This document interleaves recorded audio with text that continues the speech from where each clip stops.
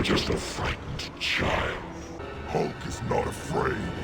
Hulk is strongest one there is. I've been a fan of Marvel Comics for as long as I can remember. I've been a fan of video games for just as long. Put those together and you have the fantastic world of superhero video games. Superhero games are one of the most oversaturated genres out there. Or are they? I've heard many people claim that to be the case, but aside from Spider-Man, not many characters get their time in the spotlight these days. It wasn't always like that. The cost of creating games has skyrocketed in recent years, but back in the early 2000s when the 6th generation of consoles were around, budgets were low enough that more risks were taken, and a variety of Marvel characters saw themselves getting standalone titles that likely wouldn't make it off the ground today. Among these characters was the Hulk. I've always loved Hulk. I know that the name of my channel may throw you off, but this guy has been my favorite since before I knew how to walk. Some of my earliest memories are of watching the 90s Hulk cartoon, or when my brother and I rented the Incredible Hulk movie game from Blockbuster, and then having my own copy on the Wii later on. I wasn't very good at it, but this game was a lot of fun and I still have a good time with it today. When I was very young, my brother told me about this other Hulk game that existed. According to him, it was far better than the 2008 version and even saw you fighting against an evil clone of the Hulk. That last part isn't true, but it's not far off. More on that later. Hearing this blew my mind. Another Hulk game even better than the one I was obsessed with? I was skeptical, but eager to find out what the other game could entail, especially if it had an evil Hulk clone in it. Fast forward a few weeks later. It's Saturday morning and my dad had just come home from GameStop. He hands me a bag and inside was a copy of Hulk Ultimate Destruction for the Nintendo GameCube. It had one of those basic covers that GameStop would use if games didn't have their cover art. What happened to the original cover? I will never understand how that happens. To say this game holds a special place in my heart would be an understatement. I don't know if I'll ever be able to pinpoint exactly why this means so much to me, and I don't know if it matters. There are a handful of games like that for me. Some magic that keeps me coming back again and again no matter how many times I've seen all there is to offer. Whether it be the sentimental value, the people I've shared these experiences with, or the contents of the games themselves, I can play these anytime I'm having a bad day and it instantly makes me feel better. I hold games like these very dear and yet none to the same level as this particular game. I must have played this from start to finish over 20 times throughout my life. That's why I wanted this to be the first video on this channel. The story of my favorite video game of all time. The Incredible Hulk Ultimate Destruction.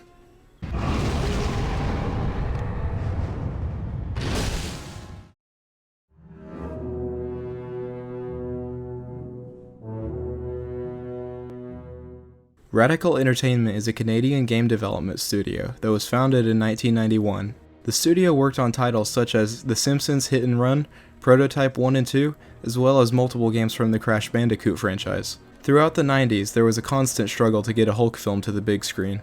Scripts were being produced, with some even starting development before sadly being cancelled. By the time of the early 2000s, the X-Men and Spider-Man had finally come to theaters, with another Marvel character not far behind. Ang Lee's Hulk opened to mixed reception. The movie leaned too far into the psychological aspect of the character for most audiences, who expected it to be more of an action-packed joyride like Sam Raimi's Spider-Man. I think the film is quite good and even ahead of its time in many regards, but that's a video for another day. Despite the negative fan reception, this movie had, pun intended, an incredible marketing campaign. Hulk now had his very own set of toys, lunchboxes, foam fists, and even Hershey's green chocolate syrup. The reason I bring all of this up, aside from indulging in my own nostalgia, is because shortly thereafter, Radical Entertainment's Hulk movie tie-in game was released to the public for 6th generation systems. For what it's worth, this game is a good time and has a lot of cool ideas. The main takeaway here is that it's essentially the older brother to Hulk Ultimate Destruction. You can see the foundations of this game still being used in Hulk games today, and that's a good thing. What really holds this game back is the fact that it's a movie tie-in.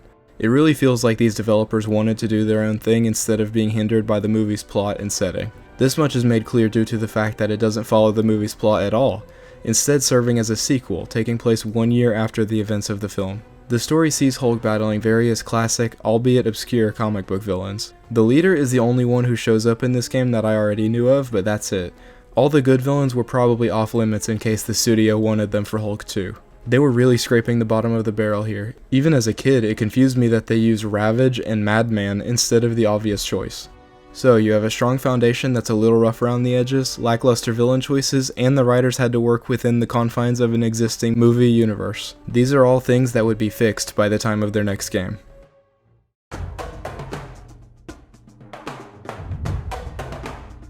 Shortly after the release of the 2003 Hulk game, Radical Entertainment would start development on their next project. Fortunately, the game includes these bonus making of videos that talk about all sorts of things behind the scenes. These can be found on YouTube if you'd like to check them out for yourself.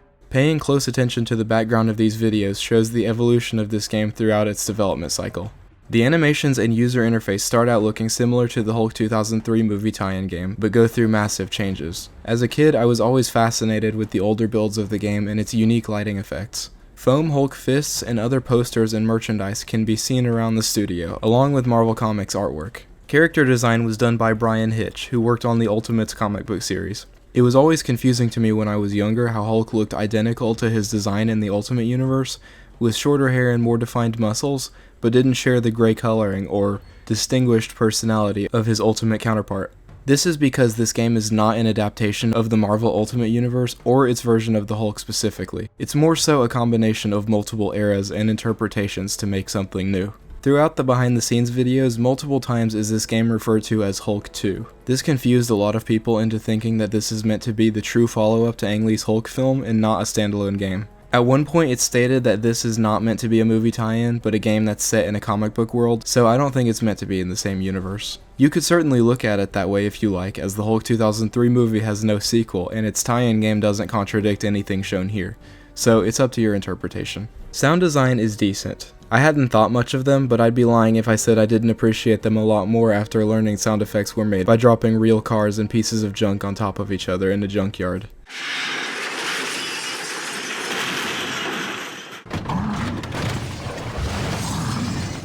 The sounds are sadly compressed due to this being 2005 technology, but the methods they used are so impressive I can appreciate them in their own right. The soundtrack, composed by Bill Brown, is nothing short of phenomenal. This is some of the most intense, pulse-pounding, action-packed music that you could ever want in a video game. I'm of the opinion that good or bad music can make or break a product, and Ultimate Destruction is only elevated by its soundtrack.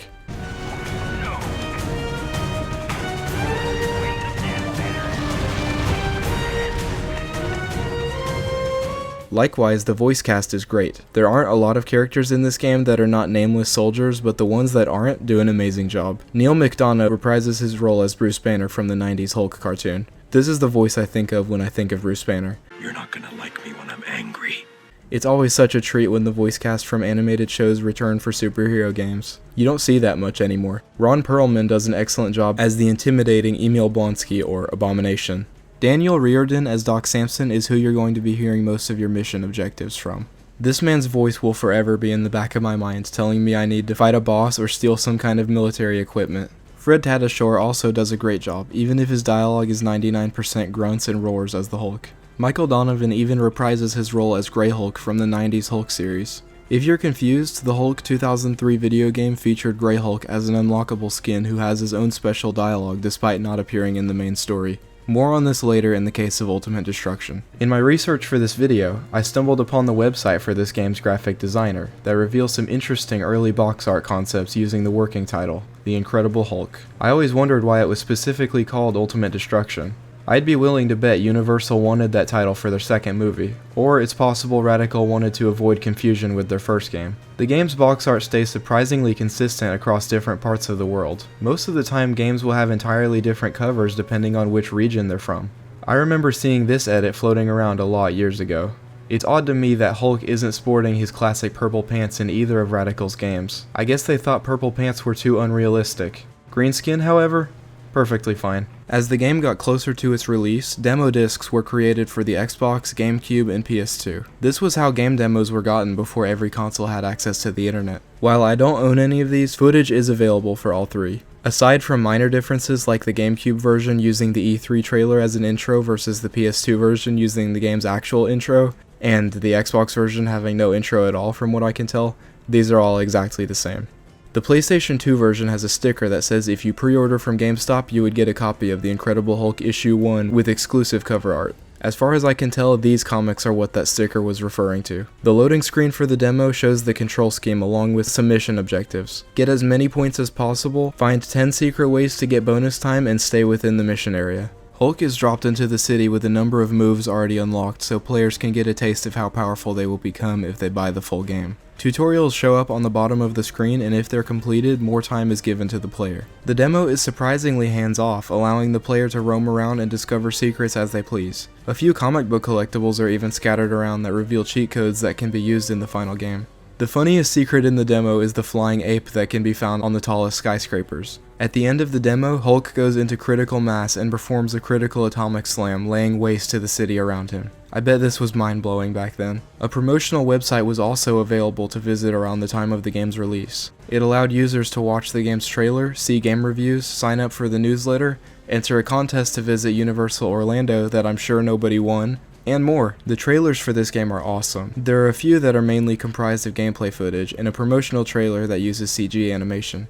Ads for this game were all over Marvel Comics of the time as well, and these are so nostalgic. Shortly before the game's release, an article covering Hulk Ultimate Destruction was featured in PlayStation UK magazine. This is a cool time capsule of them speculating on what was going to be featured in the game. The standout here is that they were betting on Hulk becoming the Grey Hulk later in the game. A far more vicious, stronger, more powerful Hulk, as they put it. I have no clue where they got that idea from. The Grey Hulk has never been as powerful or as angry as the Green Hulk. Still, stay tuned for the game's story, because their comments about a darker, vicious, more powerful Hulk was closer than you may think.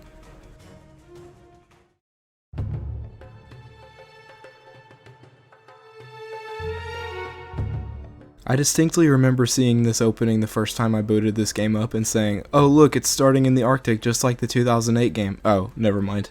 It's just some company logo." After sitting through this masterpiece of an intro, you'll be met with the main menu screen. It's a basic menu, but I always thought it was neat because it looks like you're browsing through top secret files on a gamma-based computer, or looking at Hulk's cells through a microscope. A word of advice for anyone looking to play this game: enable widescreen in the options menu. You can thank me later. Upon starting a new game, you will be greeted with 3 difficulty settings: easy, normal, and hard, though hard mode is unavailable for the first playthrough. I always picked easy as a kid and still struggled desperately at certain points. Even on normal, it can get tough, so choose wisely. This loading screen will forever live in the back of my mind. The game starts on an ant crawling through the desert before being squashed by the foot of the Hulk. Bruce Banner talks about his life as the Green Goliath and how he did this to himself. This is me, and all that I've become. Hulk continues through the desert before finding himself at a cabin deep in the woods. Banner comments that he's nothing more than a big green time bomb, and he's ticking. Time running out is one of the central themes of this game's plot, and this is only made more clear by the time you reach the later parts of the story. Meanwhile, a military base is running tests for a virtual reality program meant to teach soldiers about the dangers of encountering Hulk on the battlefield. This serves as the game's tutorial, teaching you Hulk's basic attacks and maneuvers. I understand that this is meant to be a cool way of implementing the tutorial into the plot, but the military was spot on with these graphics. This is lifelike. You have the same basic moves as the 2003 game, but with some tweaks. A basic punch, a grab, a super jump, and a special attack used for combos and heavy attacks when disarmed, and weaponizing certain objects when holding them. The most notable difference from the previous game is that every ability can be charged to achieve more powerful versions. After practicing for long enough, these star icons appear on the map. These are bonus training exercises for those who want to experiment with Hulk's abilities beyond the surface level. You only have to do one of these to progress to the next objective, but doing all 3 will give you extra comic collectibles. These can unlock all sorts of things such as classic comic book covers, hence the name, cheat codes, and smash points for use in the in-game upgrade shop. 2 of these exercises involve movement, and the other weaponization. Unstoppable movement was one of the selling points for this game, and for good reason. Jumping is the Hulk's primary method of transportation, like Spider-Man swinging or Batman's gliding. In the previous game, Hulk had a small jump that was nothing special, but in Ultimate Destruction, his jump can be charged up to clear entire city blocks with a single bound. With some practice, you can chain jumps together with such efficiency that as soon as you take off, you can start charging the next one and release it as you hit the ground, essentially always staying in the air. Hulk can also climb and run. Yes, run on walls. I have no idea how he can stick to walls like Spider-Man, but this is one of the most satisfying mechanics ever put in a video game, rivaled only by eating the ghosts in Pac-Man. A mid-air dash is unlocked later on in the game, which greatly helps if you accidentally jump in the wrong direction or get knocked out of the sky by an enemy. It's easy to be tricked into thinking the movement in this game is clunky before unlocking this upgrade, but afterwards it's addicting to jump from building to building. This movement system would be greatly expanded on in Radical Entertainment's next game, Prototype. I'm excited to cover that one in the future as I have a lot to say about the similarities and differences between these games. Weaponizing objects is just another way this game innovates with its combat system. Hulk doesn't have many powers outside of brute strength, but the world can be his weapon. Cars can be made into boxing gloves, buses can be made into shields, and missile launchers can be used as well. Most of these are upgrades that need to be purchased from the in-game upgrade shop, but the Steel Fist's ability is awarded if you complete every training exercise here. When you're done with the tutorial, you can head through the tunnel to start the first real mission of the game. Bruce Banner receives a video chat from Leonard Samson, Banner's gamma-mutated psychiatrist from the comics. The game makes no effort to explain who this is. He tells Bruce about a man named Emil Blonsky. He has taken charge over the Branson military base, and his men are searching for Bruce as we speak. Emil Blonsky, or the Abomination, is the Hulk's arch-nemesis in the comics, an evil version of the Hulk. Think Green Goblin or Venom. Despite the warning, Banner brushes this off to continue living his quiet life in the countryside. That doesn't last long because Blonsky's men have already found Bruce's hiding spot. General Ross is standing next to Blonsky and tells him not to give away their position. Ross is basically the Hulk's equivalent of J. Jonah Jameson in Spider-Man. He has a deep hatred for the Hulk that is admittedly a lot more justified than JJJ usually is. His daughter Betty is the Hulk's love interest in most comics, though I'm not sure where she is in this game. Blonsky ignores Ross's instructions and orders his men to fire a warning shot in his direction. The cabin is destroyed and Hulk emerges from the rubble, roaring. The hint menus are obnoxious in this mission. They may be useful if it weren't for the fact that it's just repeating information that was already learned in the tutorial. This mission is straightforward, just battling against the basic soldiers and tanks before getting a chance to escape. This is one level that doesn't take place in the game's open world map, which I always thought was neat. There are a handful of missions like that throughout the game's story mode. After Hulk escapes, Blonsky searches the wreckage for anything that can be salvaged. He spots a gamma biocontainer and decides that the best possible thing to do would be sticking his hand into the burning wreckage to grab it. As you can imagine, this doesn't go very well for him. Bruce Banner arrives on Doc Samson's doorstep and tells him that he didn't have anywhere else to go and that Hulk has been trying to break away from him. This is what the ticking time bomb metaphor is referring to. Something dark is brewing in Banner's mind, and it grows more powerful with each passing day. This is one of the few in-engine cutscenes this game has, which look kind of goofy because normally these models are only seen from far away due to how tall Hulk is in gameplay. Samson invites Bruce in and shows off a new machine he's been working on that uses a neural interface to write mission objectives straight into Banner's brain. After receiving your objectives, you are struck by green lightning for some reason, which causes yet another transformation into the Hulk.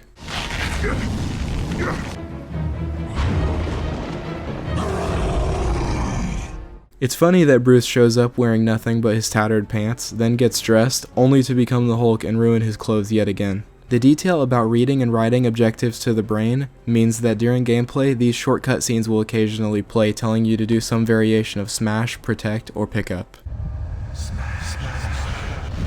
This is just a clever way to explain why Hulk would be actively aiding Bruce Banner in his quest to build a machine that rids himself of the Hulk personality. After the cutscene ends, you will be on this little island that is home to Doc Samson's church, that he apparently lives in. This area acts as a hub world that is in between the main open world areas. This game was fresh off the heels of Spider-Man 2 from the previous year, so you know it was a priority to one-up that game by including not one, but two distinct open worlds in this game. Whenever a new story mission is available, this message will appear at the bottom of the screen. Jump to the city to acquire a mission. The story in Ultimate Destruction is broken up into 7 chapters. The length of these chapters vary, but are usually around 3 to 5 missions long. As you progress throughout the story, the open world map that these missions are set in will alternate. Walking into the green marker and jumping into the city will give you your next objective. The police are on the hunt for Dr. Bruce Banner. All units be on the lookout for Dr. Bruce Banner, 5'11", medium build, brown hair. That doesn't sound right. I'm having trouble understanding why this sequence is even here after just playing 2 tutorial missions that taught me how to fight tanks and military soldiers. I guess the army needed a reason to be stationed in the city, so after the police force is wiped out by Hulk, military units start showing up across the city, and the story mission Lightning Strike becomes available. Let's talk about the city in this game. It's not New York City like most other superhero games. It's not a real city at all, as a matter of fact. The developers used real cities as inspiration to craft this environment, and I'd say it gets the job done. It's not the most beautiful open world, nor is it very destructible despite what the game's title may lead you to believe. This is likely due to hardware restrictions of the time. However, there are certain buildings that can be fully destroyed, along with glass structures and bridges located around the city. Being punched so hard you're sent flying through the glass ceiling of a nearby building is such a cool effect. The city feels very alive in this game. Gas stations and restaurants make comments about Hulk's behavior over the intercom. Sir, please put your credit card in before you destroy the pump.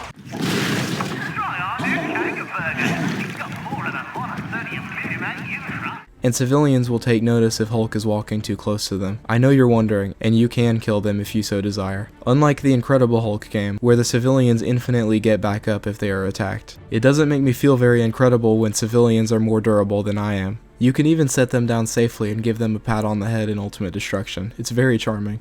The sounds of the city are particularly well done. These civilians shouting in the background and trucks honking will forever be on loop in my brain.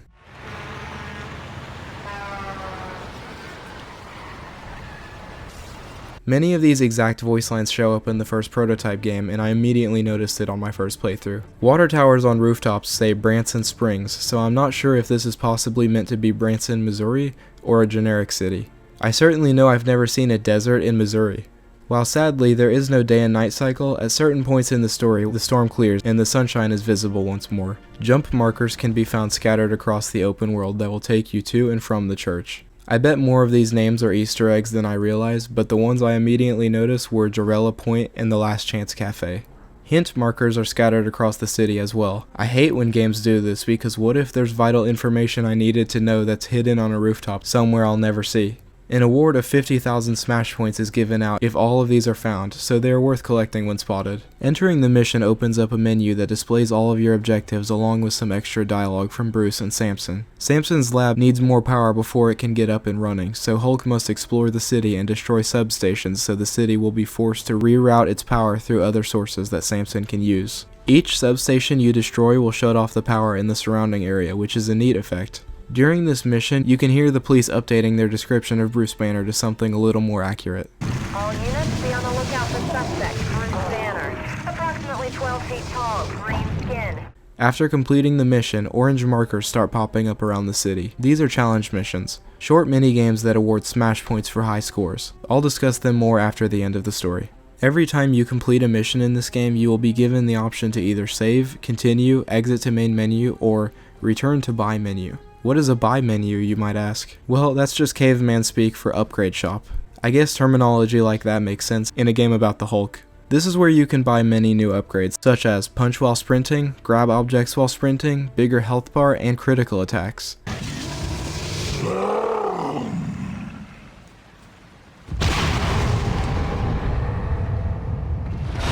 All of these are essential upgrades in my opinion to make this the ultimate Hulk experience. I haven't ever seen anyone attempt a no upgrade run for this game before, but it's hard to imagine playing it without them. This game does a really good job of giving you upgrades quickly, but not to the point where you feel too overpowered. The progression feels natural. The strength of the enemy progresses alongside Hulk. A lot of games make the mistake of having the enemies you face at the start of the game being the same as those at the end of the game, so by the end you're unstoppable.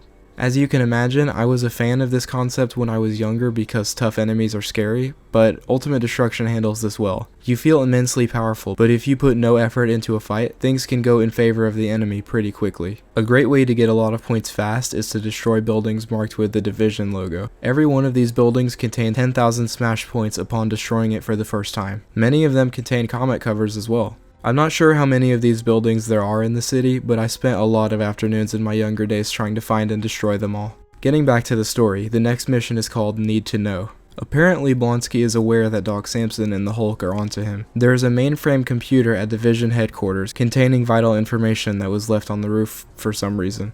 The objective for this mission is to find and retrieve it. After destroying everything in your path and laughing at the way this helicopter takes off, pick up the computer and head for a jump marker. This is the first of many fetch quest missions in this game where you have to go somewhere, pick something up, and hope you can get back to the church alive. This one is quite easy, but later missions will have dozens of enemies swarming the Hulk trying to rescue whatever precious cargo you may be carrying. It can get quite irritating. Getting back to the church and giving the computer to Samson will trigger a cutscene explaining that Emil Blonsky was sent by the NSA to monitor Gamma prisoners held inside the vault. It's unclear who these prisoners are supposed to be. Samson also tells Bruce that according to Blonsky's records, he has an emerging persecution complex and borderline personality disorder. That doesn't sound like the kind of guy I would be putting in charge of any Gamma-related projects. In the next mission, Protect and Serve, Samson hacks a computer in the Division Research Facility building. Blonsky isn't too happy about this and decides the best course of action would be to destroy the entire building before Samson can get the information that he needs. That means it's Hulk's job to defend it. The biggest threats here are these dark green tanks that shoot missiles at the building. Normal attacks leave these guys unfazed, so either fully charge your attacks or grab a car and make some steel fists. After successfully defending the building, Blonsky orders an airstrike on the building, completely destroying it. Was this building ever evacuated before they destroyed it? A cutscene then plays showing General Ross arguing with Blonsky about him commandeering the inner vault to use for his own purposes before storming out. Blonsky is clearly struggling with some sort of mutation and sees the abomination appear behind him in the mirror. After this, the first Blonsky files are decoded. These are special bios that provide insight into certain characters or events. They can be viewed in the game's main menu, so it's largely a skippable extra feature. The coolest ones are these that showcase Blonsky's deteriorating mental state over the course of the game. I've seen the color of my soul and it's black. I've seen the color of my soul and it's black. One of these highlights the differences between male and female gamma transformations. It's meant to showcase Blonsky's studies on this mission directive, but the real reason it's here is to serve as a clever nod to She-Hulk, though it feels out of place here as far as the game's story is concerned. Long story short, the reason the Hulk acts the way he does is because Bruce Banner has dissociative identity disorder. The Hulk is literally a different personality living within the same body. Not because all males act this way when subjected to gamma radiation. If that were the case, why would the abomination still speak in full sentences when transformed? The next mission, Fire Sale, sees Hulk tasked with finding 3 parts for the machine and returning them to the church. You can collect these items in any order, but the first one I went for was this CAT scan machine surrounded by empty shipping containers. Seems like a lot of effort to go through to set all this up when they know I can tear through these like a cardboard box. After delivering the CAT scan machine to the church, I went for the hydraulic lift machine that was inside of this building. This is pretty cool because, as I said before, not every building is destructible in this game. The next item is a substation generator that's inside this giant shield like something out of the Phantom Menace. I would say this is overkill, but this is actually the first defense against Hulk in this game that makes sense. Any object that isn't Hulk can make it through this shield just fine, so upon tossing a car at the shield generator, it will be disabled, and you can take the substation generator back to the church. We've been over this game's repetitive mission structure. Most missions will be going somewhere, picking something up, and racing to get back to the church before Hulk is turned into a green stain on the pavement. However, one type of mission deviates from this formula. Upon reaching the end of a story chapter, there will be a boss fight waiting for you. This is the case for most chapters in this game. The next mission is called Nemesis. A distress call from a military research facility reports that a huge green monster is attacking them. Hulk arrives to investigate and encounters the abomination for the first time. What did you do to me, you freak? You've turned me into an abomination. This serves as the first boss battle in the game. Abomination is a skilled fighter and trying the same moves on him over and over won't work. Occasionally he will undergo this transformation that leaves him vulnerable to being grabbed and attacked by Hulk. I'm not sure what the conditions are for this to occur. I've played through this game over a dozen times and I've only seen this once or twice. It may only trigger if the boss goes on for a certain amount of time. Since this is the first boss, it's usually over in a matter of minutes in my playthroughs. After the abomination is defeated, Hulk does this sweet combo and sends him flying into the wall, bringing the ceiling down on top of him. I'm glad we figured out that Hulk wasn't the creature attacking this base in the distress call, but I'm pretty sure he matches that description now since he just caused billions of dollars in damage. This move that Hulk does on the abomination can even be purchased from the buy menu after completing this mission. A cutscene then plays, revealing Emil Blonsky to be the abomination. At least, I think that's what this is supposed to indicate. The soldiers are under the impression that he was attacked by the Hulk. With Chapter 1 of the game complete, Hulk returns to the church, and we get a recap of the story so far. It's nice they included this, but I don't think it's necessary since we're only 5 missions in. One thing this is useful for is adding more context in a few areas, like this line that mentions that Bruce Banner can sense a new, darker Hulk personality slowly taking over his mind. Upon returning to the church, you'll likely notice that it's daytime now. I like the detail that after every story chapter, the storm momentarily clears and it's daytime at the church until you decide to continue the story. It's like the light at the end of the tunnel, the reward for completing the previous chapter and overcoming everything the game has thrown at you to this point. I'm probably overanalyzing it, but that's the way I've always viewed it.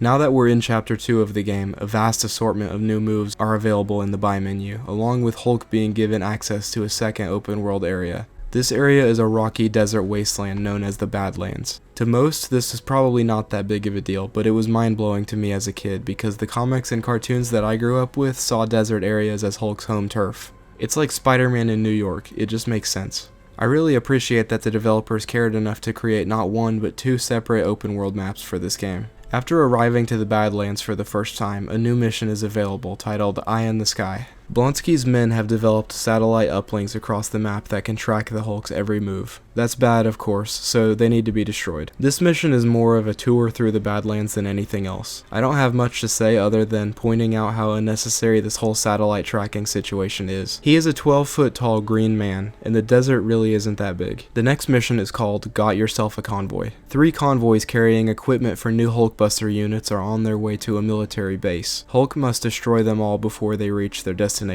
The convoys are made up of several tanks and trucks, sometimes even having Hulkbuster robots guarding them. Wait, hold on, I thought these convoys were carrying equipment to build these guys, but they already have them. I guess they're carrying equipment for Super Hulkbusters. After every convoy has been sufficiently crushed, the Headhunter mission becomes available. Samson needs the neural interface from a Hulkbuster mech for his machine, so Hulk must sneak into the testing site, which is blocked by force fields everywhere except for the front entrance. Brilliant. 2 Hulkbuster mechs can be seen sparring. Behind them is what I'm assuming is an unused mech suit or a prototype of a new model or something along those lines. Hulk rips the head off of this mech suit and makes a run for it while everyone within a 10-mile radius is locked onto him. The parts of this game where you have to bring something back to the church while dodging a hail of gun and rocket fire are seriously obnoxious. I've been playing this game for years and I still can only barely scrape by. Nevertheless, Hulk makes it back to the church in one piece and gives the interface to Samson. The next mission is another boss fight. Wait, already? I never noticed how all over the place the pacing can be in this game's story until I got older. Whenever I play games in my free time, I take my time and play them over the course of several weeks or months. It's been like that since I was little, so games tend to feel a lot longer than they actually are. The military is testing a new Hulkbuster prototype that's as big as a skyscraper. Hulk arrives to the testing site and encounters General Ross, who tells all Hulkbusters to engage the Hulk. I genuinely can't tell if this was an ambush or if he's just taking this opportunity to test out his new toys. Whatever the case, the Hulkbuster Destroyer prototype is here, and there's only one way to stop it. Hit it really, really hard. This fight is action-packed. It plays almost like a tech demo in the sense that there are plenty of cars and trucks placed around the map for you to weaponize. And it takes place within this odd walled-off area, which I'm assuming is somewhere in the Badlands. I'm not sure how that works. Occasionally, the destroyer will call for reinforcements using satellite dishes scattered throughout the map, and groups of Hulkbuster mechs will emerge from this inexplicably placed door. It took me over 20 playthroughs to realize that I could just destroy the satellites before he ever even thinks to call for backup. That would have saved younger me a headache or two. Hulk defeats the Hulkbuster Destroyer and jumps away, bringing an end to Chapter 2. When Hulk returns to the church, another story recap appears, expanding on the idea that a third, more sinister personality is slowly emerging from Banner's mind. This personality is taunting him and making it clear his time is running out. But I haven't seen anything like that in the game so far. Maybe the story was changed during development, or this recap is being shown out of order. Now that we're in Chapter 3 of the game, a familiar message appears at the bottom of the screen. But upon arriving, you'll notice it's daytime in the city as well. The next mission is called Authority Issues. Apparently every encounter with Hulkbusters up to this point have just been tests, and the real Hulkbuster units have arrived. I'm starting to get sick of this exact plot being used for every mission, but it's really an excuse to have Hulk battle more giant robots, so it's not a big deal. The mission opens with the dialogue, "Survive the ambush," which kind of makes it not an ambush at all if you really think about it. After laying waste to every tank in the immediate area, Combat Warden patrol units will show up to face off against Hulk. These are faster, deadlier versions of the basic Hulkbuster enemy type that zoom around like the Flash. These are some of the most annoying enemies in the entire game. Hulk is the strongest one there is, so he defeats them and comes face to face with the Chief Combat Warden. This is where this game really kicks it up a notch. The last mission was a boss fight, and now there's another one immediately after. This fight isn't too difficult. The worst part about this fight is that when you deal enough damage, he simply stops losing health and flies from rooftop to rooftop, gaining health back until the final showdown. You can make use of nearby trucks to craft a shield or just overwhelm the warden with melee attacks until his health runs out. You will then need to retrieve his memory module and return it to the church. Upon completing the mission, a cutscene plays depicting a conversation between Blonsky and a woman named Mercy. She can tell something is up with him, probably due to his arm glowing blue. They don't normally do that. But he insists that he's fine and orders her to bring him Banner and to get it right. She teleports away and the cutscene ends. In the next mission, Frantic Recovery, Hulk is tasked with stealing an entire truck that's carrying some sort of gamma equipment or something and returning it to the church. The vehicle is protected by a force field that electrocutes Hulk if he gets too close. Throwing cars or other objects can disable it, but the truck is obnoxiously fast, and there are at least 5 helicopters shooting you at all times. This mission just feels like filler in my opinion. I do wonder what happens to the truck drivers when Hulk brings it back to the church. The next story mission is called Mercy. Samson needs Hulk to steal 2 fuel rods from a nuclear power plant. Sounds exciting. I wonder if the title of the mission has anything to do with that woman from a couple missions ago. Upon arriving, it turns out this is yet another boss fight, this time against Mercy. Mercy is an interesting character to include here. Someone at Radical Entertainment clearly did their homework, because even I wasn't sure if this game invented her or not before doing research for this video. In the comics, Abigail Wright, also known as Mercy, is an immensely powerful Hulk adversary who was given powers by being subjected to experimental radiation treatments for brain cancer. As a kid, I always thought this mission and the Abomination boss fight took place in this building in the city, simply because of their similar shape. The cutscene at the end of this mission seemingly confirms that theory, but what about the Abomination fight? Did they completely rebuild and remodel this building into a nuclear facility in the span of a few days? Mercy remarks that she's different from Hulk's other foes, and that his power means nothing to her. This makes you think that you won't be able to win just by hitting her really hard, but in the end the best strategy still ends up being hitting her really hard. Throwing objects works pretty well too, like these fuel rods. Hey wait, I thought Samson needed those. Oh whatever. After defeating Mercy, a cutscene plays where she tells Hulk she had no choice and Blonsky put a tracking chip in her head. She says that Mission Directive is just a front and he's keeping something else there. But before she can finish what she's saying, jets fly by and blow the place up, killing her. You don't know what he's keeping in there. But I do. No. We get another story recap talking about Blonsky's transformation into the Abomination and his deteriorating mental state, similar to the Hulk. A cutscene plays of Bruce Banner rushing into the restroom before a strange creature begins speaking to him. Scientists aren't supposed to fear evolution.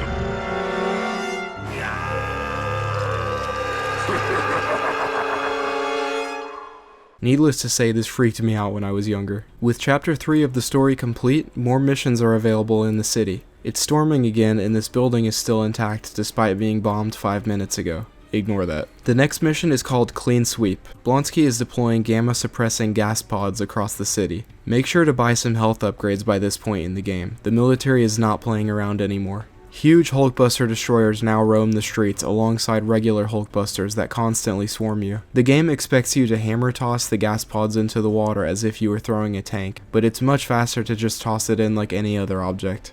After doing this 3 times, the mission is complete. In the next mission, A Bird in the Hand, a supply helicopter is transporting uranium that Samson needs for the machine. Hulk needs to destroy the helicopter and retrieve their uranium. This mission is pretty simple. That is, if you can catch the darn thing. This helicopter is so fast you'll have a hard time reaching it before it stops at a checkpoint with Hulkbusters waiting for you. After dealing with the Hulkbusters, the helicopter conveniently loses all of its speed, so it's now possible for Hulk to hit it. Hulk returns the uranium container to the church and the mission is completed. An in-engine cutscene plays of Emil speaking to some sort of fish person in a Bacta tank. Blonsky says Banner can't keep the beast inside and is going to break at any minute. He says that once he has Banner captured, he'll know how to control his own transformation. It seems like Blonsky cares more about gaining power than whoever this is. The next mission is one of the least fun kinds of mission in any video game. The escort mission. Doc Samson needs to get across the city to retrieve a decrypt code from a Division informant. Hulk helps Samson ever so slowly make his way across the city. I could have just carried his car to the destination, but every game is required by law to have a section like this apparently. This is not the hardest mission, but it can get very irritating at times because the car's AI will get stuck in random places or drive right into soldiers' line of fire.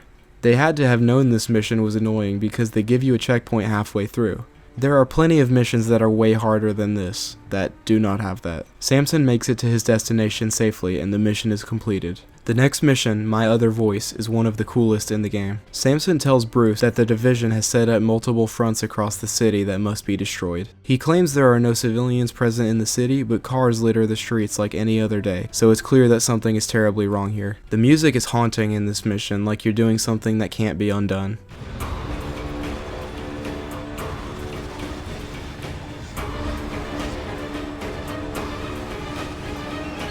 Creepy voices can be heard in the background telling you to smash, and the usual voice giving you orders is replaced with this evil sounding one. Do it, Hulk. Blow them to smithereens. The army will desperately try to stop you, but they'll be no match. Make note of the fact that the health bar for these buildings is blue instead of the usual red. This was not an oversight by the developers. Your final task is to destroy the Division armory and kill every military unit in the area. I haven't touched on collectibles much at this point, but this one is only available after this mission as this building cannot be destroyed in free roam. Collecting the comic book token from the wreckage and entering the cheat code at the main menu will unlock the Joe Fix-It Hulk costume. This costume is great and has many voice clips recorded specifically for it. Hey, get over it, Ross. Find some other line of work. Look at that. You're not anatomically correct. No wonder you're ticked off. And next time, get some clothes on. Hey, DH, long time no see. How's Sigmund? Getting back on track, the mission is completed once the armory is destroyed. A cutscene then plays of Blonsky having a breakdown talking to portraits on his desk. He says that the mutation doesn't have to be a curse and can be a blessing if he chooses for it to be. You're becoming an abomination. I'm not afraid of the mutation anymore. Not when I have this kind of power. Getting back to the Hulk, the burning wreckage from the previous mission stays in the city. Civilians aren't present, but their cars are, and you can still hear citizen voice lines in the background. Back at the church, a new mission is available, Turning Point. Samson tells Bruce that his informant has left classified material at the military testing facility. Banner can tell something isn't right here, but decides to go anyway. Upon arriving, Hulk searches for the material, but is stopped by Samson, who tells him he's become too dangerous and will destroy everything if he isn't stopped now. General Ross, piloting the biggest Hulkbuster mech I've ever seen, shows up and says Hulk won't respond to reason, only brute force. It turns out that Hulk was destroying buildings with civilians in them in the last mission. I understand destroying civilian buildings was the straw that broke the camel's back, but Hulk has been destroying buildings for the entire game. You mean to tell me there wasn't a single civilian in those until now? This is by far my favorite boss battle in the game. The city you fight in is fully destructible, it's awesome. Ross will fire lasers and multiple kinds of rockets, and activate a force field if Hulk gets too close. The best strategy in this fight is to hammer toss tanks at him from a distance. One interesting detail about this mission is that it's the only mention of Betty in the entire game. Kind of. If you play this mission using the Joe Fix-It skin, he will make a remark about her to Ross. Hey, Ross, you got Betty in that thing? I need a little R&R. This has no relevance to the story as it's just a bonus feature for this skin, but it's interesting nonetheless. Once the mech is destroyed, Samson tells Ross and his men to back off, and tells the Hulk that he has become a threat to innocent civilians and pushes a button on a remote that causes Hulk to sleep.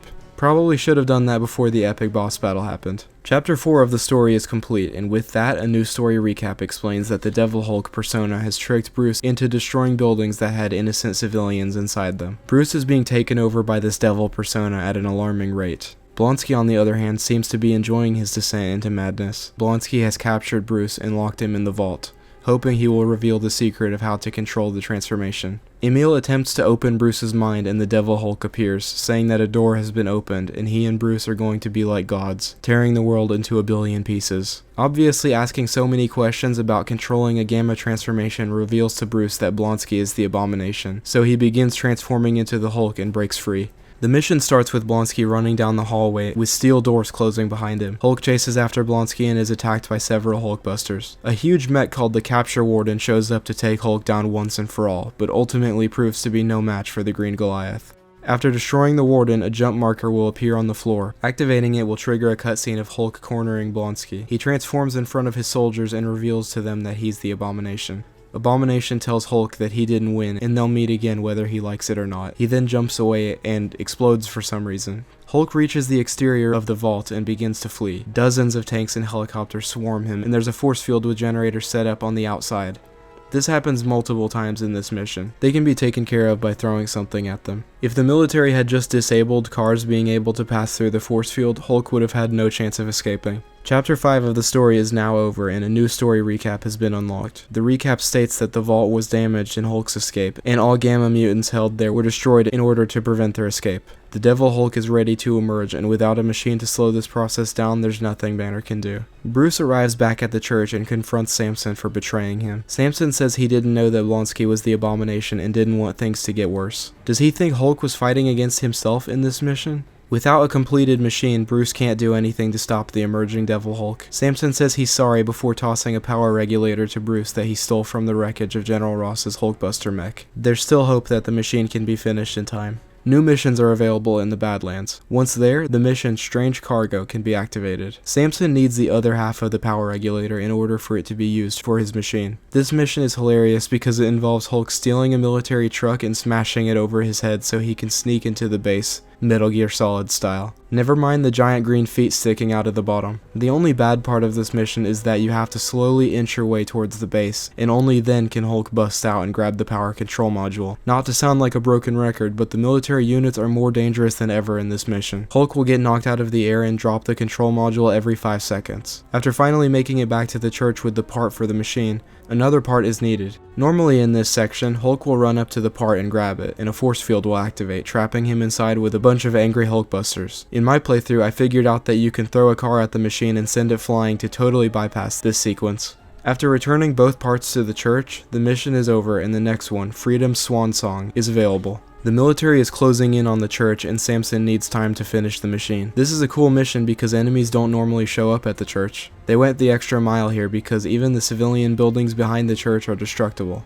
Jets, helicopters, tanks, and Hulkbusters all show up to attack the church. Even the huge Hulkbuster that Ross was piloting shows up a few times and attempts to destroy the building. Hammer-tossing tanks at the Hulkbusters are the best way to keep them from bringing the place down. Once every military unit is destroyed, the mission is complete and the mission Crossroads immediately begins. Samson has finally finished the machine. He activates it, sending Hulk into the depths of Bruce Banner's mind.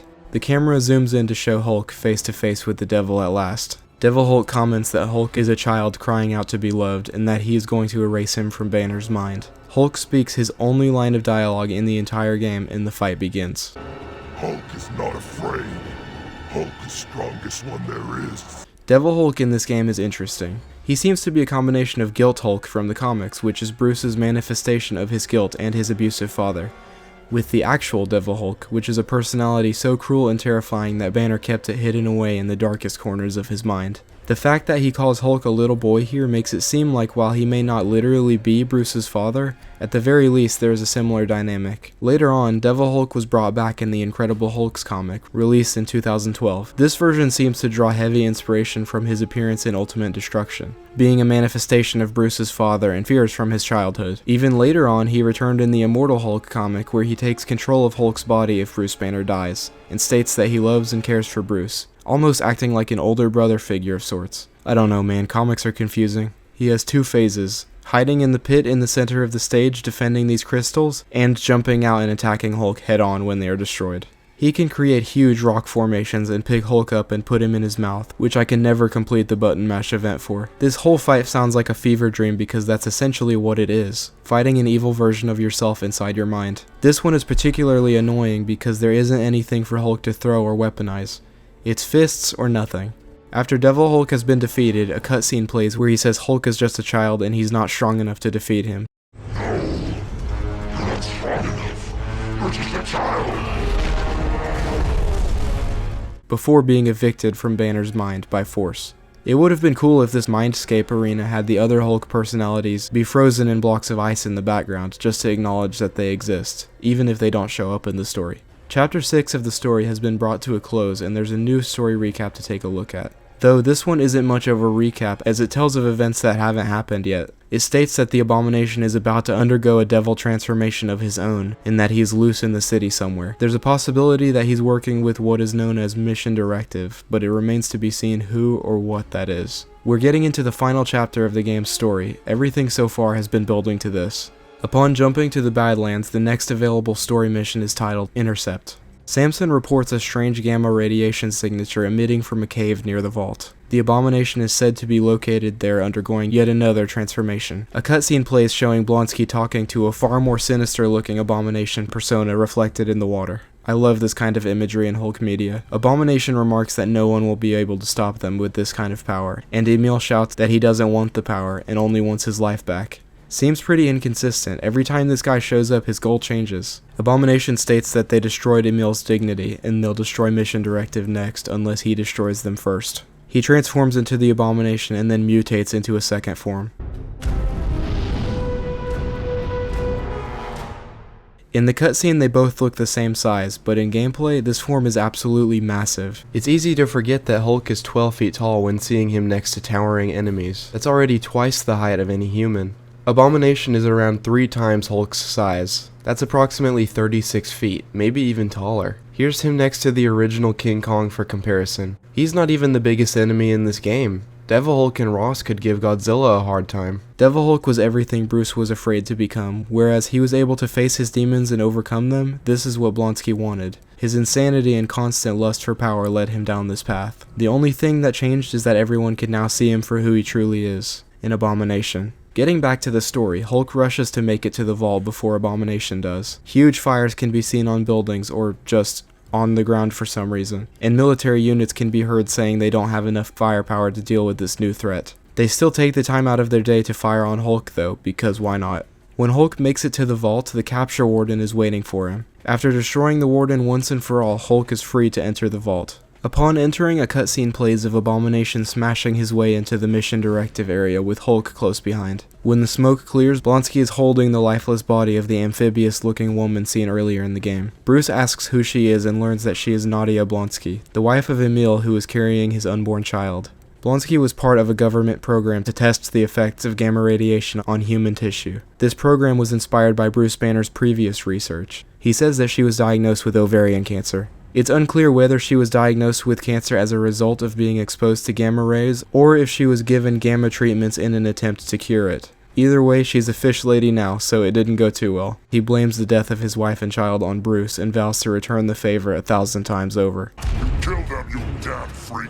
And now I'm going to return the favor 1,000 times over! Samson tells Bruce that Abomination is heading for the dam that's located above the city and intends to destroy it and take the lives of everyone unless Hulk can stop him. I have no idea how Samson knows this, but it establishes the stakes and sets the stage for a dramatic final showdown. The only objectives in this mission are to pursue and attack the Abomination, which sounds simple, but there are dozens of jets, helicopters, tanks, and missile launchers all ready to ruin your day. This really is one of the hardest missions in this game, and to this day is the only one to really give me trouble. Abomination is invincible until he makes it to these areas where a mini boss fight occurs. This version resembles the comic book version of the Abomination far more than the previous form, with a more reptilian scaly appearance, and his ears have 3 pointed ends. He kind of looked like an elf in his first form. I wonder if this version of the Abomination has an official name. I'm thinking something like Mega Abomination, or maybe Devil Abomination would work. There's some funny dialogue in this mission where the military can't tell who they should attack first. Which one do we attack first? I'd say the 25-foot tall lizard looks like a bigger threat. They sure are lucky Hulk got his devil personality in check before they had to deal with him. At the end of the mission, the Abomination jumps away and the mission Endgame makes itself available. This is the final mission in the game if you couldn't guess, so it's a really good idea to buy any missing upgrades before the final showdown. Samson tells Hulk that he needs to hold off the Abomination from destroying the dam until the city has been cleared, and that this is their last chance before the city and all of its people are destroyed. As a kid, I thought him destroying the dam would flood the entire world because I guess I didn't know how dams worked. I was more interested in smashing stuff as Hulk, what can I say? The sounds that Abomination makes at the beginning of this level are haunting. You're just a bad memory. I remember feeling so out of my league against him the first time I made it to this mission. Abomination has one goal: destroy the dam. He will occasionally face the Hulk head-on, but he's more interested in ripping the generators out and throwing them at you. Whenever these touch the ground, it causes a huge explosion that melts all of your health away. This fight is brutally hard. Bashing him while he's focused on the generator is a good way to hurt him. especially if you can knock him into the generator and cause him to get electrocuted. I have no idea how I ever made it past this boss as a kid. I probably got my brother to help me in the hard parts. What are big brothers for, right? After his health is depleted, Abomination will charge Hulk before he is knocked to the ground and thrown into the dam. Seeing this for the first time, I asked, how was Hulk able to beat him? He's twice his size and way stronger.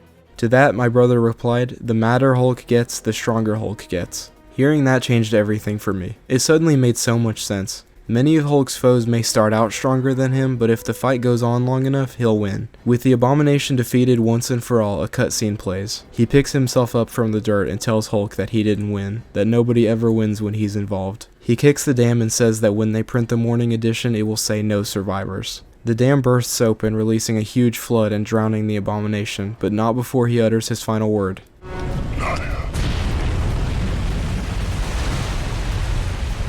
Hulk sees the oncoming flood and quickly destroys the nearby rock formations, creating a new dam. I'm not sure how he did that faster than the water could reach the city, but good job. The next day, the newspaper reads, "Dam destroyed, city spared." General Ross blames the attack solely on the Hulk, despite his men being on the scene of the Abomination's attack.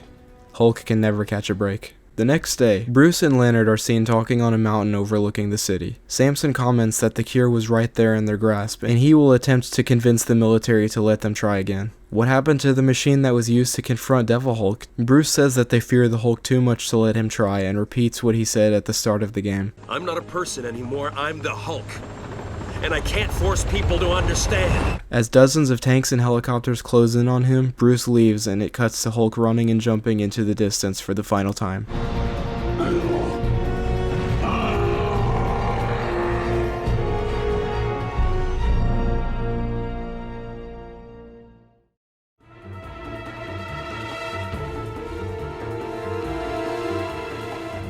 With the story mode of Ultimate Destruction finally complete, plenty of goodies have been unlocked, including hard difficulty, New Game Plus, and the ability to play as a skin of the Abomination. As I mentioned earlier, challenge missions are unlocked over the course of the story. These orange markers are available throughout the city. I had never played most of these until my research for this video, but I painstakingly went through and got a gold medal on every single one. Some of these are really well done, and some not so much. There are two sets of challenges in this game, the city and the Badlands. I will be covering these in the order that I played them. Starting with Batter Up. The goal of this challenge is simple. Use the club to knock soldiers as far as possible before the time runs out. The timing has to be precise to land a fully charged swing before the soldier drops out of reach. But I earned a gold medal and moved on to the next challenge. The next challenge is called Hulk Juggle, and it sees Hulk continuously uppercutting an enemy to keep him in the air. This one was incredibly tedious as the targeting for the uppercut is basically non-existent. By some miracle, I was able to juggle him in the air 48 times in a row and earn a gold medal. This is not one of the challenges that I'm eager to revisit. Lights Out is a challenge that sees Hulk destroying as many spotlights as possible before the time runs out. This is a fairly simple challenge. Certain buildings, such as the Division headquarters, have a lot of spotlights on them, so if you know your way around the city, you won't have a hard time. Soldier Seeker sees the Hulk tasked with keeping military units from occupying the nearby rooftops. Somehow I completed this one in 30 seconds despite the 3-minute timer, so I guess it's one of the easier ones. In Hulk's Rooftop, Hulk has to stay on the rooftop for as long as possible while military units try to knock him off at all costs. Combat patrol units show up and are very annoying, but I managed to scrape by and earn myself the gold. Urban Golf is one of the most hilarious side missions in this game. For whatever reason, it turns you into the Joe Fixit skin and sees Hulk playing king-sized golf across the city using a huge club and golf ball. Despite being a funny concept, this is one of the most tedious challenges in this game if you're going for a gold medal, as the targeting system is, as you can imagine, not ideal for playing golf in a Hulk game. I did, however, learn that the golf ball can be moved without penalty if you wedge a car between it and yourself and slowly walk to the finish line. Sue me. To the Rescue sees the Hulk rescuing civilians from a burning building. This is where the ability to set civilians down safely comes in handy. I wonder if this was intended to be a real mission somewhere in the game at one point. This is one of my favorites simply due to how creative it is as a concept. Kick the Can is essentially a dumbed down version of Urban Golf.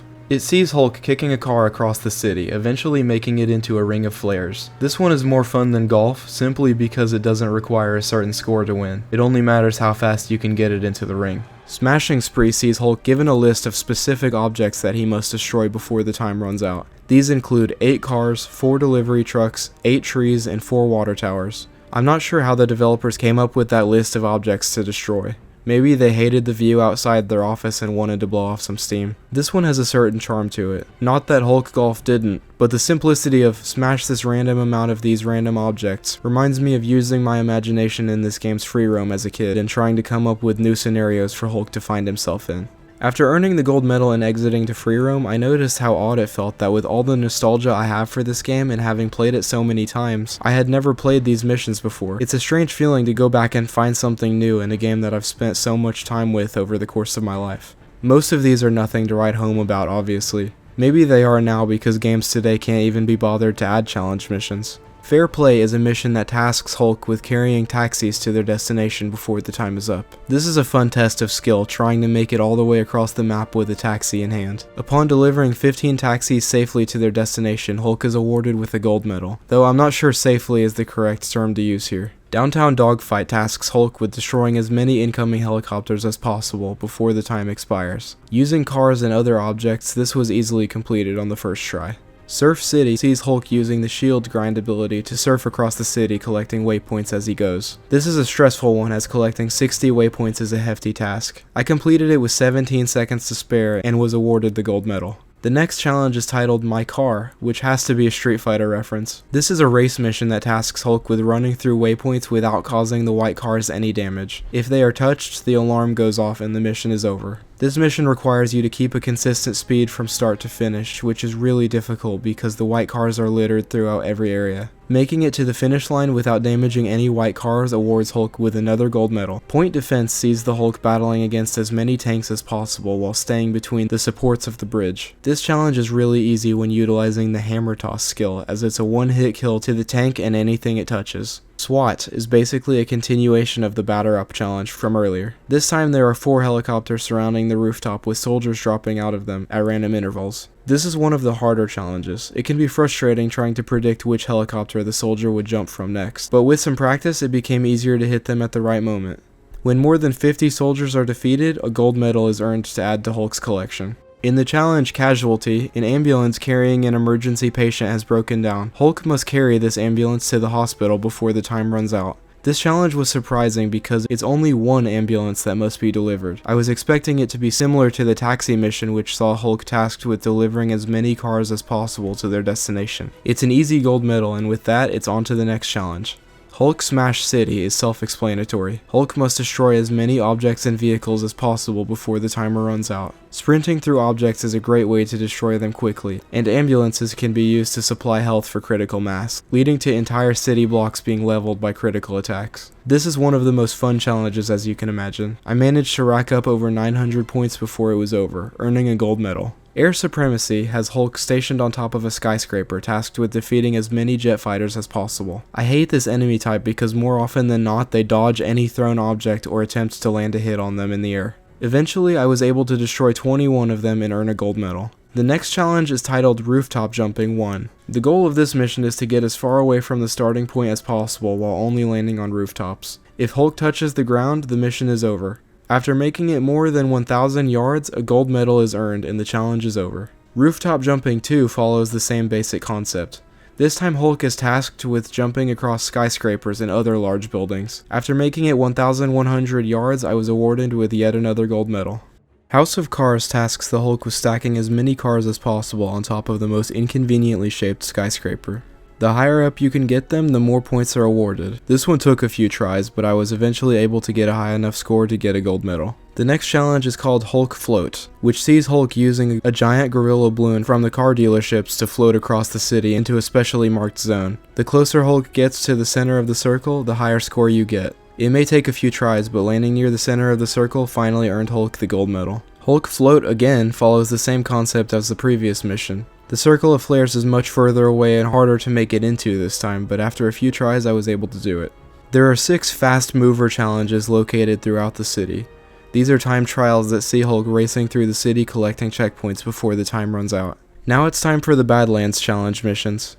There are less of these, but I'm thankful for that because these can get excruciating at times. The first one is called Puny Humans and sees Hulk tasked with staying inside a circle of flares and defeating enough soldiers before the time runs out. This one took me multiple tries, as defeating enough enemies to get a gold medal takes nearly as long as the time limit it gives you. Still, I powered through.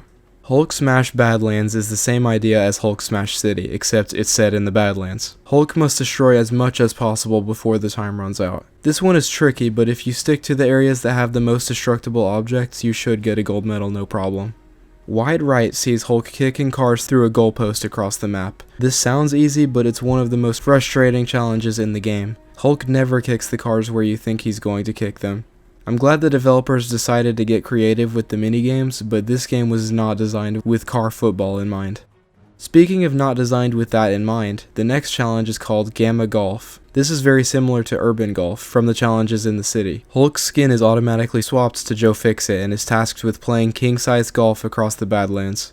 I had a far easier time with this than the last golf minigame, so no complaints from me. Blonsky Don't Surf is another challenge that sees Hulk surfing across the open world on a truck, picking up checkpoints along the way. It's harmless. If you enjoy surfing on vehicles, then you'll enjoy this one. Gamma Field Goal is without a doubt the hardest challenge in the entire game. Similar to Wide Right, Hulk must kick several vehicles through a goalpost, except this time, it's even further away and constantly moving, so kicks have to be timed just right in order to score a goal. This would be easy if you didn't have to make at least 8 goals within the time limit to get a gold medal. Awful.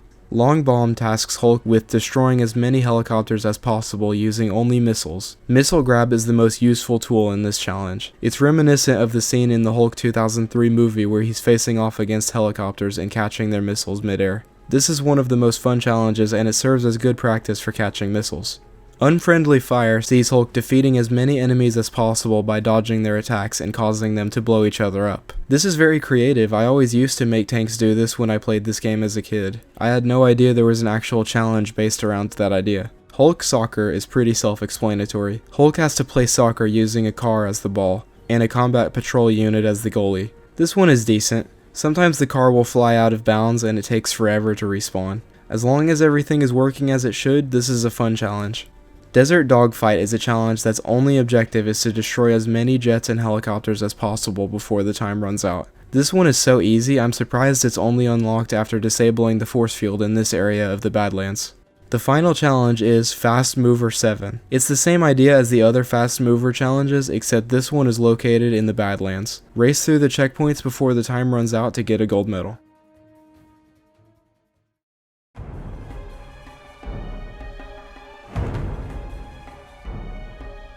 Now that we're finished with the challenge missions, it's time to take a look at the bonus content. I briefly mentioned some of these during the story mode, but haven't had a chance to fully explore them yet.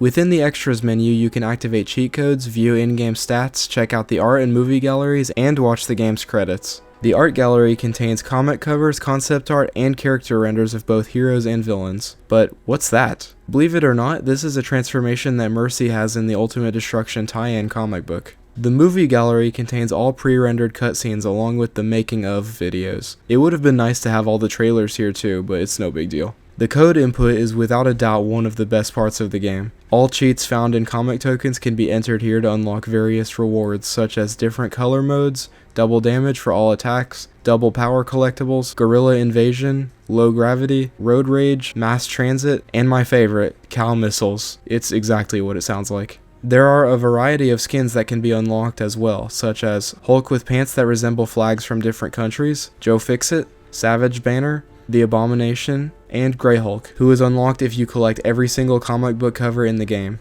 It's odd that a simple recolor is the reward for finding every comic. What's even more odd is that this is the same character as Joe Fixit, yet he doesn't have the same lines of dialogue during gameplay. Regardless, the first time I unlocked this skin, I felt like I had accomplished something amazing. I'm not kidding when I say I spent literal years searching for these when I was younger. Be sure to use a guide if you decide to find these for yourself, because some of these are the most well-hidden collectibles I have ever searched for in a video game. I even went through the effort of grabbing every last Smash Point token I could find. This one was particularly hard. I had to grab a gorilla balloon, slowly float towards it, throw the balloon, and punch towards it to finally grab it.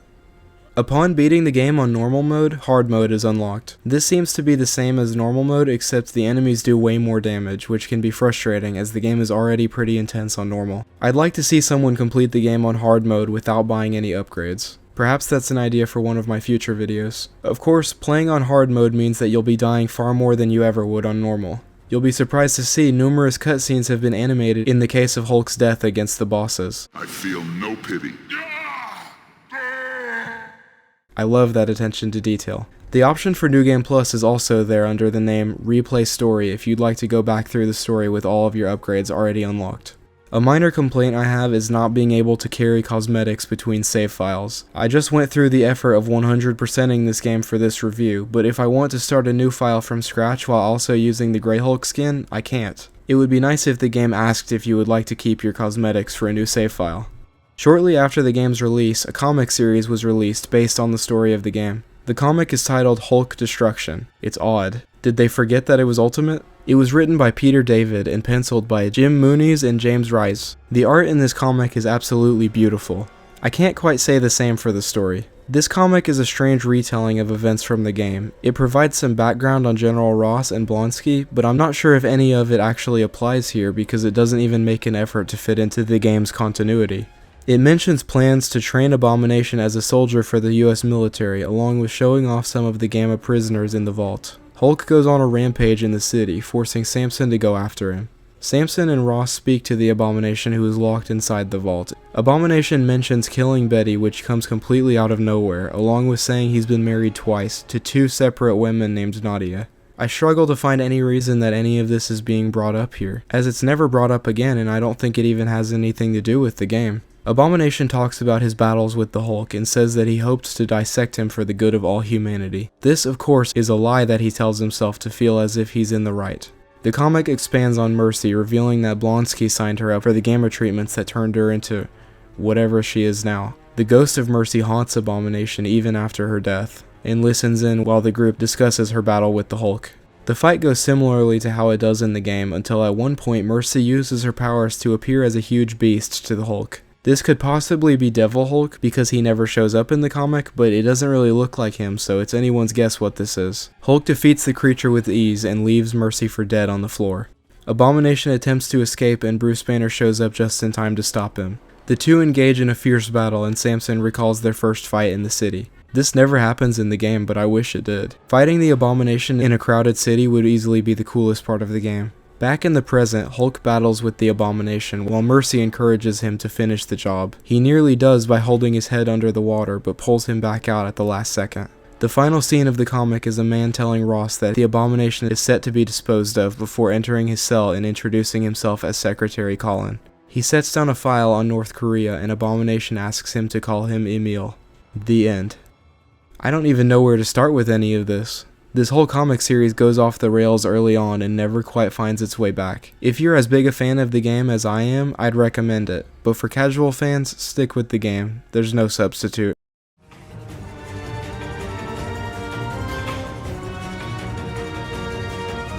Here we are at the end. You can now call yourself a certified Hulk Ultimate Destruction expert. You may now brag to all your friends and family, and if they don't care, you need some new ones. You may be wondering, whatever happened to Radical Entertainment? Was there ever going to be a Hulk Ultimate Destruction 2? I've heard rumors about a planned Ultimates game that was going to star all the characters from the comic. Captain America would be able to drive tanks and helicopters. This of course became Prototype, which features those same mechanics along with an evolved Ultimate Destruction gameplay loop. Radical's next project would be the Spider-Man 4 movie tie-in game before its eventual cancellation. Assets from this cancelled game would make their way into Prototype 2, which was released in 2012. Unfortunately, following this, Radical Entertainment would face significant layoffs due to lackluster sales of Prototype 2. I suspect something else to be at play here. Prototype 2 was reportedly the top-selling game of its release month. Nevertheless, Radical would end up closing its doors just 2 months later. Since then, many of its developers have found their way to other studios. When Microsoft acquired Activision Blizzard in 2022, Radical Entertainment was mentioned as one of the studios that were still owned by Activision, alongside other developers such as Raven Software and High Moon Studios. Whether or not there are plans to bring any of these back remains to be seen. The loss of Radical Entertainment is still felt today. No other developer before or since has provided the same level of care or freedom to their games. If anyone who did work for Radical at any point ends up seeing this video, consider it my personal thanks. You played a large role in shaping who I am today, and that's no exaggeration. I probably would have done my homework more if I wasn't so busy surfing through the city streets on a misshapen bus. Countless hours of fun were had and will be had with this game for many years to come. Thanks for watching. This has been without a doubt the biggest project I've ever had the pleasure of putting together. And what better game to do it for than this? 16,000 words put to paper and hundreds of hours spent for the sole purpose of delivering this video to you. This would have blown my younger self's mind. I hope I inspired some people to check this game out for themselves or give it another look almost 20 years later. If you'd like to see more from me, I have 2 other YouTube channels, one used for showcasing mods and other content in video games, and the other for Let's Play style videos. I will be uploading the footage used for this review as a full walkthrough on my first channel, and maybe in the future I'll try my hand at the game's hard mode on Spider-Ben Plays. Links to both channels along with my social media pages will be in the video description. Until next time, see you then.